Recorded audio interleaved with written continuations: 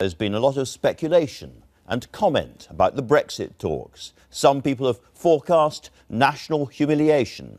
Others, like my next guest, have promised straightforward talks followed by a crisp and positive deal. But now the actual arm wrestling has begun. David Davis, the Brexit Secretary, is our man on the side of the table. I feel I should exercise. And Mr. Davis, right at the beginning of this process, back at the time of the referendum, you told people this would be a straightforward, you suggested it would be almost a breeze, these negotiations. Is there a danger that people watching now are going to feel they were misled? No, I never said it was a breeze. And in fact, if you read the articles as well as the speeches I made, I said it'll be turbulent, there'll be difficulties, but at the end of the operation, there is a point of common interest to both sides, where we gain by being able to exploit global markets, where they gain by having a friendly and comfortable ally, not an irritating member of the club. Now, you invited me to read your speeches, which I'm now able to do. Go on in. This was what you said about the economic case for Brexit during the referendum campaign. You said the first calling point of the UK's negotiator in the time immediately after Brexit, that's you, will not be Brussels, it will be Berlin to strike the deal. Absolute access for German cars and industrial goods in exchange for a sensible deal on everything else. So have you called Angela Merkel? You'll be glad to know I've been to Berlin. I haven't called Angela Merkel. I've talked to her premier advisor on the matter, if you like. But, you know, we're not going to get, I mean, if you want to talk about Germany, we're not going to get the response from Germany, I don't think, until their election's over. We're going to get a lot of preparatory work before then. It's one of the reasons I'm happy to let October come before we start that. But you basically argued that the German car industry and German industry generally would put pressure on the German Chancellor, who would put pressure on the EU to ensure that we got a good deal. Is that still your view? Oh, that's where it'll end up, yeah. I mean, it's not just the German car industry. It's Bavarian farmers, French farmers, Italian white goods manufacturers, you name it. The balance of trade basically is 230 billion from us to them, 290 billion from them to us. They have a very strong interest in getting a good deal at the end of the day on all sides on trade. So you remain breezily optimistic about it all.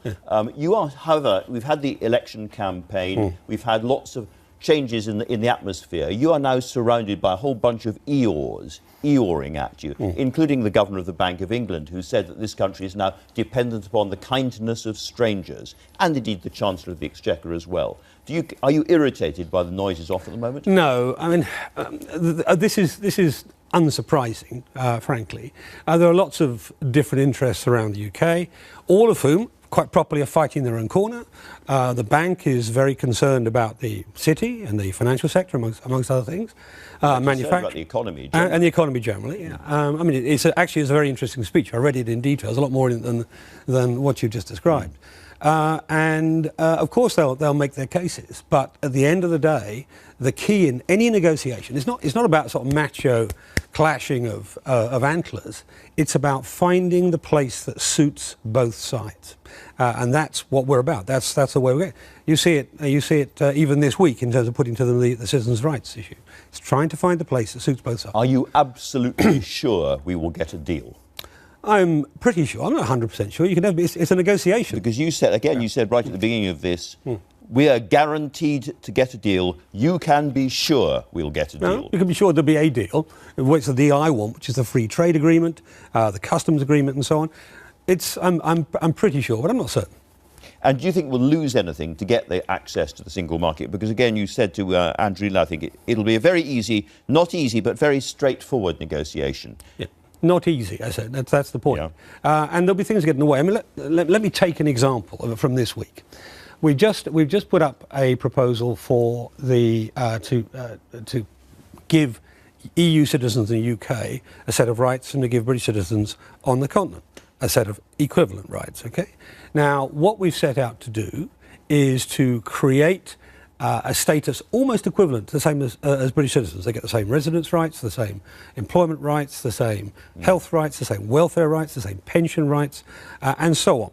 Almost equivalent to British citizens. The only thing they don't get is the right to vote, and they can get that if they become citizens. And we're asking for the same the other way. The argument now is going to be more about whether the European Court of Justice has a say. And that's where the fight comes in. That's where the argument comes in. That's one of the places the argument comes in. The reason it didn't go down terribly well on the continent was they felt they got a headline and not a lot of the detail they needed to know. For instance, can you tell us anything about the cut-off date? I mean, if there are people watching this programme from the continent, which they can do these days, and they may be thinking, but I'm due to go and start my business in Wolverhampton next March or next April. Will I be relevant? Well, with respect, Andrew, that's not right. I mean, that's what the headlines may have said. But if you look at what the Austrian minister said, or what the Polish minister, perhaps the most important in this context, the Lithuanian, the Italian... the cut-off date is? Well, we've said to them explicitly, it will not be any earlier than the triggering of Article 50, because we think that's fair. I mean, you could have said June 23rd last year when the referendum decision was taken, but there was a lot of people who didn't think we'd carry through with it. So we take the Article 50 as the minimum, and the maximum is the last day. And we will discuss with them what we think is the fairest and best way. And we have said explicitly, this is something we want to talk over with you. Not that we haven't got a view, but that we want to talk that over with you. There are other areas as well, quite small ones, but other areas as well where there are differences. But the main thrust of this is this actually gives an undertaking to all 3 million people in this country today they will have rights, effectively British citizenship rights, or the same rights as British citizens. And the reason we cast it that way is because we were hitting a lot of stories coming back, particularly from Central Europe, where people were saying, we're going to be made second-class citizens. No, that was the point, absolutely the point. But people are still watching and wondering, will it apply to me, given how long I've been here? They want to know